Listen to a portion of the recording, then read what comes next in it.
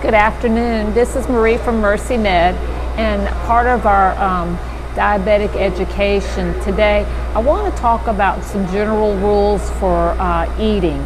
And the first thing I really want to say is a lot of people ask me, what's the best diet? What's the best diet? And I think the best thing to say is we're going to have to come to a relationship with our food. If I say, thou shalt not eat, you're going to want it. So what we're going to discuss today is ways to make balanced eating. And if we want the occasional rare treat, that we can do it and fit it in, but not making it so legalistic that I can never eat something. And so one of the things is we have to eat to live. And so one of the things when you're on medications for diabetes is we have to make sure though that we're eating at certain times. Otherwise our blood sugars can drop too low and we can develop problems. So that is one thing that you will have to do with diabetes, is you will have to kind of get a routine as to when you're going to eat and when you're going to take your medications to help keep your blood sugars regular. Eating is a very social thing. Most of us are used to eating with somebody and things like that. We've got Thanksgiving coming up. Talk about a social event. We've got families coming. We've got special treats and meat and dishes that we like. So a lot of times we eat when we're around a community. And sometimes we learn some very good habits from those we've been around. And other times we may not have always eaten it. So one of the first things that you can do that doesn't even involve what you're eating, but maybe a habit, is pick a smaller plate. Use a salad plate versus a big dinner plate, because sometimes we eat with our eyes and our senses, our smell, and if something smells good and looks good, that's going to make us feel satisfied. And so I would say, and if you look at your plate, even though it's a smaller plate and it looks full, you're going to think you're eating a lot more. If you're going out to eat, you could always say, hey, can I get a doggy bag and go ahead and put half of it aside, so that way you have something for lunch the next day. So that's one trick without even changing any foods at all that you can do. The second thing is to kind of, and this sounds kind of bad, but try to come up with what you're going to eat for the week, kind of an idea, kind of like when you go in grocery shopping, have an idea of what you need on hand to cook what you're going to. If you wait till the last minute and you're starving to death, you're going to grab at anything. But if you think ahead and you can carry some little snacks to help tide you over between meals, and it could be as simple as a handful of nuts, or if you're at Family Dollar or something, and you get a small thing of peanuts that's in a portion size versus the big can, you could carry it with you. Or you could carry some carrot sticks. Nowadays, I know at Walmart they have some of the little protein packs where it has some of the little either cut up meat or cheese with or a nut with a little bit of something in it that you can do it. Those are some little things that you can carry with you. Apple, so there's a lot of little things that you can do that are very inexpensive and that are portable in case you're going back and forth and things, because a lot of times we are busy with our life. The next thing is look at the words. Like if you are eating out or you're looking and you're going in the grocery store, if you see things described as jumbo, giant, deluxe, biggie sized, or super sized, that's a key there. That's probably more than what you need, or we need to take and cut it in half. A salad bar can be a good choice. However, it's better to go with the vinegar type dressings than the creamy dressings. Those tend to have more calories and fat. Cheese, we have to be careful on the amount, as well as bacon bits and things like that, because they are high in fat and calorie. and not as good as say some of the vegetables that are on there. I would say the more colors you can get into it, the better and the more nutrient rich it would be. If you're going out to Mexican, you can definitely do that, but I would say add the salsa, but cut back the sour cream.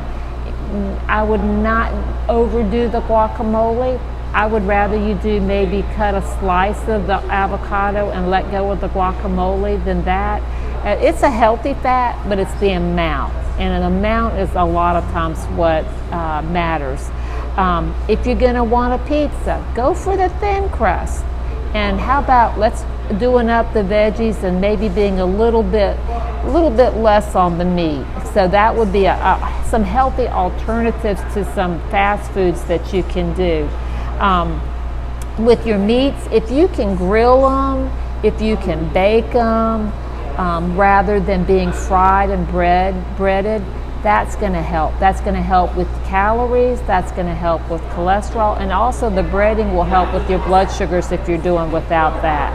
So if I'm going to, for example, we'll say I'm going to go get some chicken nuggets, go for the grilled chicken nuggets versus the other. If you're wanting to add some taste, because everybody says, oh my goodness, you put me on a bland diet. You've told me I can't, I'm a diabetic, I need to watch my salt, my sugars, I can't eat anything. How about using some of your herbs, your dill, you can use parsley, you can use rosemary, you can use mustard, vinegars, all of those. I don't even mind if you add some lemon, or lime. You can use different things. Just use it to take and do that instead of like the mayonnaise and the creamy sauces. Again, the more creamy it is, probably the more calories, and that's going to not be as good for you if you're trying to lose weight. With our bread, we know whole grains are good.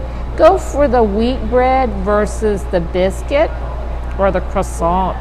So and I'm never saying never, but I'm saying if I had to choose most days, go for that. And then your meats that are very good, again, it's how we portion size and how we prepare them, would be your fish, very good with omega-3 fatty acids. Our chicken, you can always take off the skin of your chicken and your turkey. The breast has a little less fat than the thighs or the legs, but at this point, it's okay. Lean roast beef, you could do tofu or soy.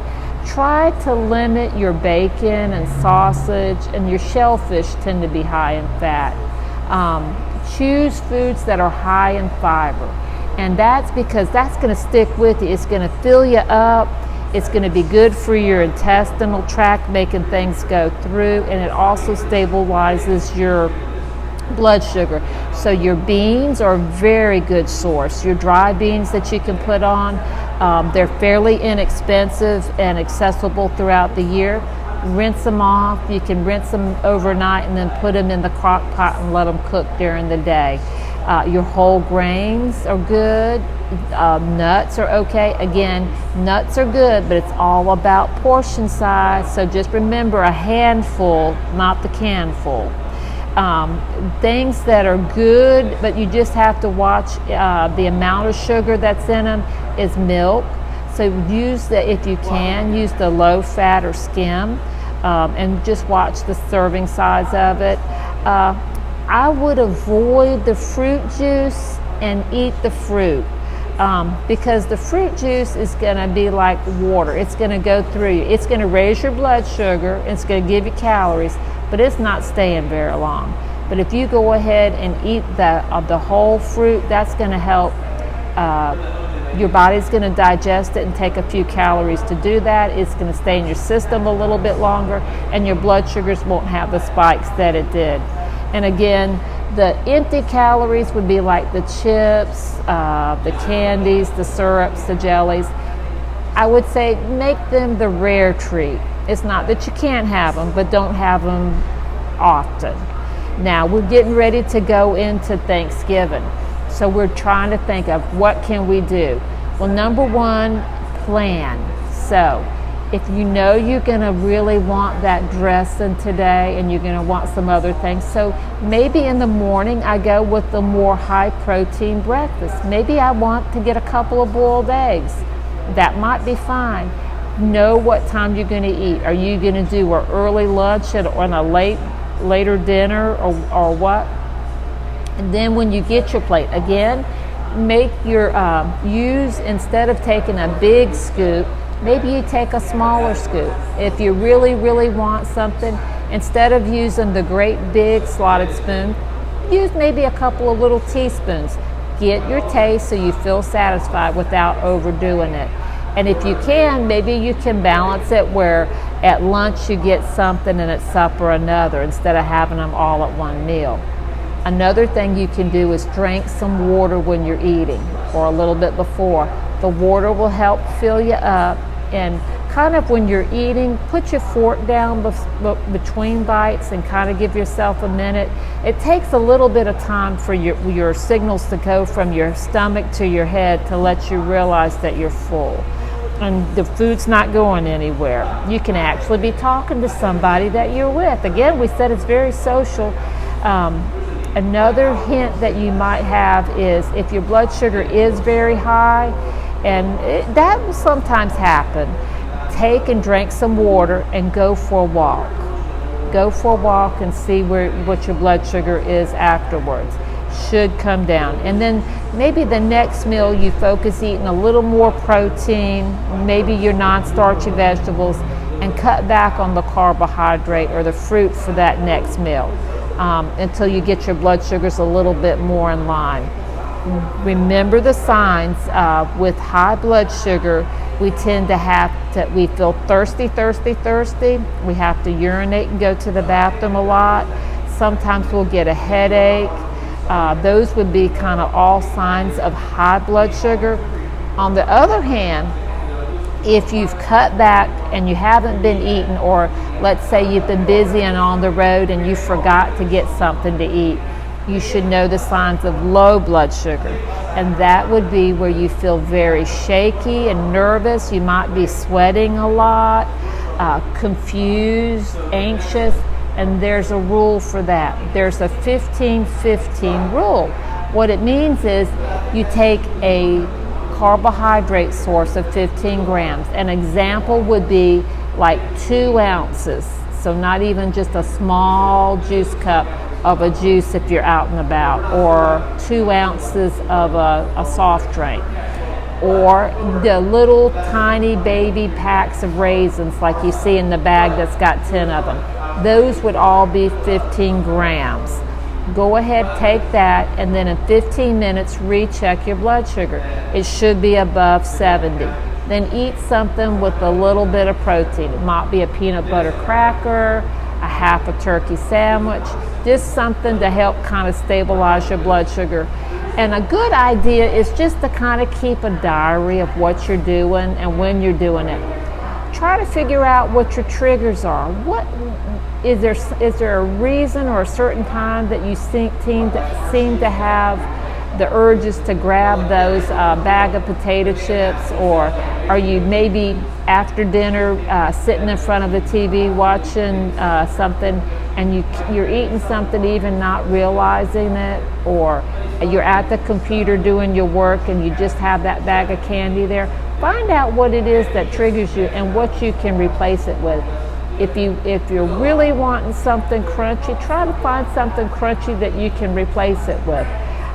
I kind of like, and this is just my taste buds, I like carrot sticks with a little bit of the chipotle ranch, just a little bit. It kind of gives a little crunch with a little spice. But you know what you like. Some people like celery with peanut butter on it. That's a really good one. So you just have to find what your taste buds are. Are we having any questions? Not yet. We haven't had questions yet. We've had some nice comments so far. Okay. All right. So tell me more about just the more relational part. Okay. So think through, rather, you said not rules. Okay. But what is the purpose of food, and how can I look at my food differently? Okay, and then this is where I think doing a little diary, which it takes a little bit of time, it's like a journal, and this is just for you. And what I would start with is, and this is not the punish and this is not a shame thing, it's just to help recognize what you're doing. For a couple of days, just write down every time you eat what you ate, and then find out what you were feeling when you were eating. Were you around somebody that made you angry or anxious, and instead of saying something, you grab for something? Because sometimes we hide our emotions by eating, especially if we feel uneasy. Sometimes it's just habit, which is fine. That's okay. Sometimes it is. Sometimes we just go for what's convenient. So maybe we just hadn't had a plan in place before. And it always helps if you can get a plan. And some foods are just something that we consider, quote, comfort foods. And so maybe it's trying to find a way to adjust our comfort food so we can get it, but maybe a little bit more healthy in how we reach it. Does that make sense? So, and I do have a couple of diaries if you would like, if anybody would like it, or a log sheet where you can put it down. And then the next step, I think, besides writing down how you're feeling and what you were eating and why, the next thing would be measuring the amount. Because sometimes it's just the amount, and making sure that what we consider amount, they do. I'm not a big proponent on TV dinners. They have their place, but they are portion size. And sometimes we get so used to things that we don't recognize what our true portion is. And I think we had a couple of sheets before where we talked like a deck of cards was about the size of a piece of protein. We talked about an ice cream scoop being about the size of a serving of like your rice or your potato or your pasta. So just having an idea of what you're doing, I would always say I would go for eating my calories and not drinking them. So I would choose the unsweetened beverages, water. I'm okay with some unsweet tea or coffee. You can do some of the beverages that are like your diet sodas or waters, but just be careful. Sometimes the NutraSweet and some of the added artificial sweeteners will make your body more hungry because it sends signals to them that they should be eating. So just know that and just see how you feel with that. But water is always a good one to use. And some people, if you just don't like the taste of water, will like to add a little squeeze of lemon in it or something like that, just to give it a little extra flavor. How do I know if I'm eating to live or living to eat? Okay. All right. So the difference is when you're eating to live, then you're putting in nutrients that your body needs in the amount that it needs to get you through it. For example, we all need to eat. That's for sure. If we don't, we're not going to live, are we? But if I'm eating like until I feel full, and then I'm able to put it down, and then when I get hungry, I can eat again. That's eating to live.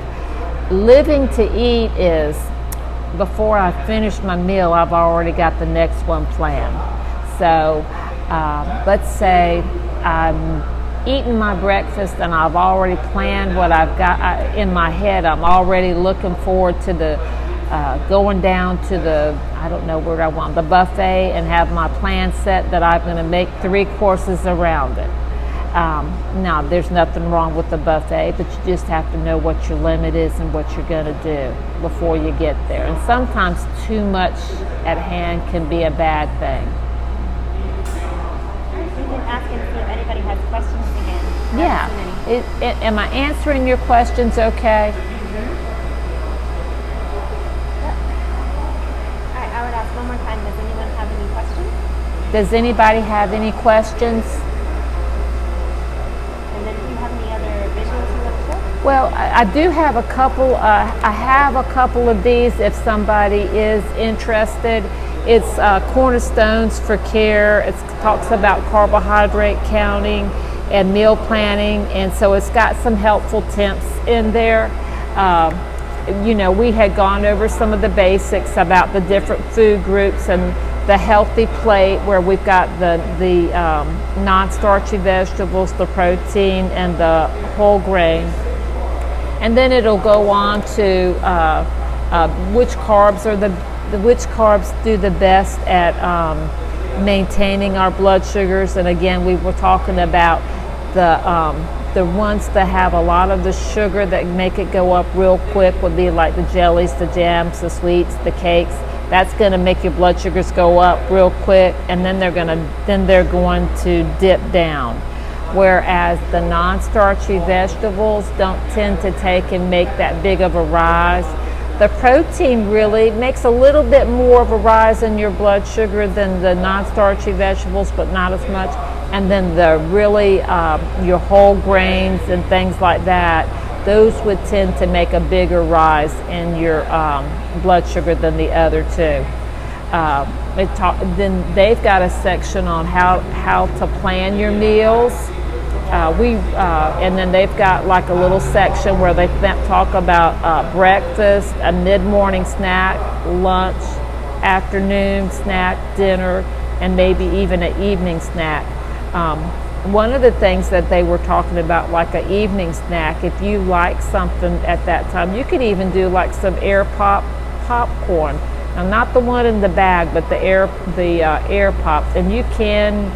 There is a device that you can buy and put in the whole grain what do I want to say, popcorn kernels with a little bit of water, and will pop there for you. We did go over in a different session about looking at the food labels to see what it was, and that's always a good thing. And looking at it to see, when you're looking at it, what they consider a portion or serving size. Because sometimes what we look at as one serving, if you read the label, they've got it as 5, unfortunately.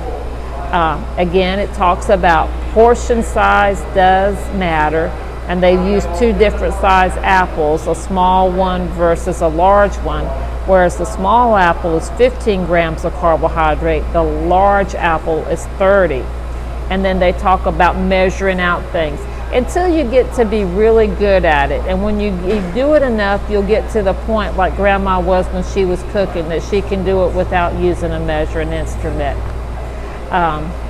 If you can't measure, it says to use your fist and tools. So they've got a fist is about a cup.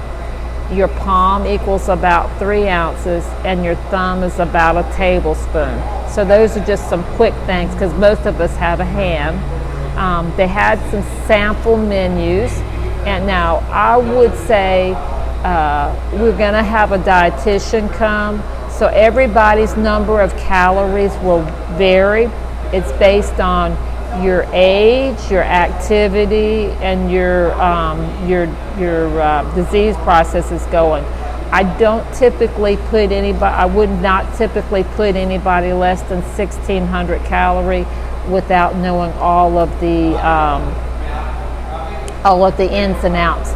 If you try to starve yourself, you're just setting yourself up for failure, because you're gonna do good for a point, and then you're gonna feel like you have no energy, and then you're gonna eat everything in sight. So I would stick to just trying to look at the size, look at the nutrients you're doing, and then we'll worry about the calories later on. But they do have some sample things. Like for this one, for a breakfast, they have 1 cup of bran flakes and 1 cup of fat-free milk with a half a banana.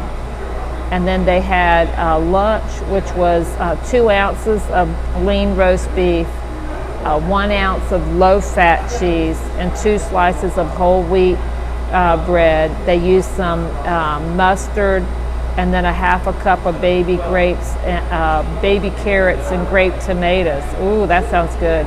And they had a low-fat dressing and a large apple. Now, what I would have done probably would have maybe taken the the apple in between the breakfast and the lunch, especially if you've got a later lunch, and then maybe use a little bit later on, use one of the carrots or something as a snack between the lunch and the dinner, because you'll know when you typically get those times when you just want something. And then they've got dinner. They've got a cup of winter squash. They've got a small whole grain wheat bread. They got 2 teaspoons of margarine, a half a cup of broccoli with lemon, a cup of salad greens with cucumber and red pepper, Italian dressing, and then they've got 3 ounces of boiled flounder, which is a fish, with lemon. So you can see there's a lot of vegetables. There's a little bit of meat in there. We have some milk groups, so we're not saying no to the different food groups. We're just portion control, choosing the lower fat, and we're trying to do most of our calories when we're up and working.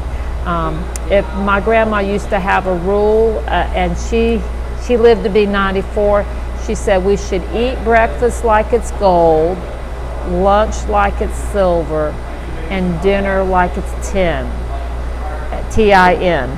So what that means is eat most of your calories when you're up, getting up. You've not eaten overnight.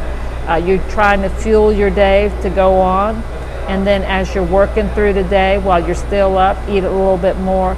But as you're getting ready to wind down, we should be eating less, because we're not going to burn that off as quickly.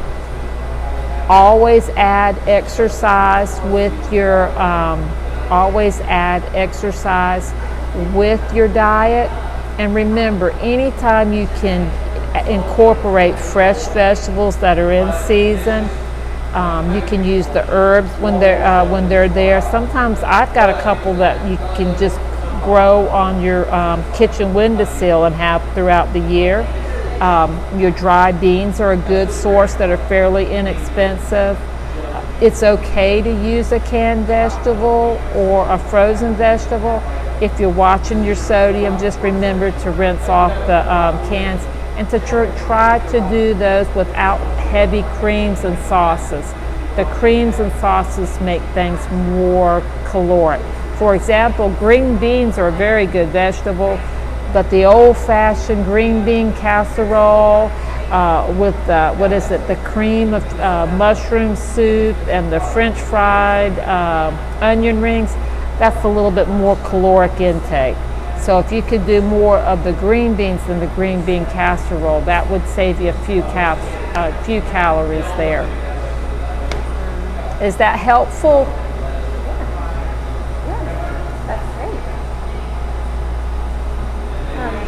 Let everybody know the farm stand is Friday 9 to 12. Okay, and we do have a farm stand this Friday from 9 to 12.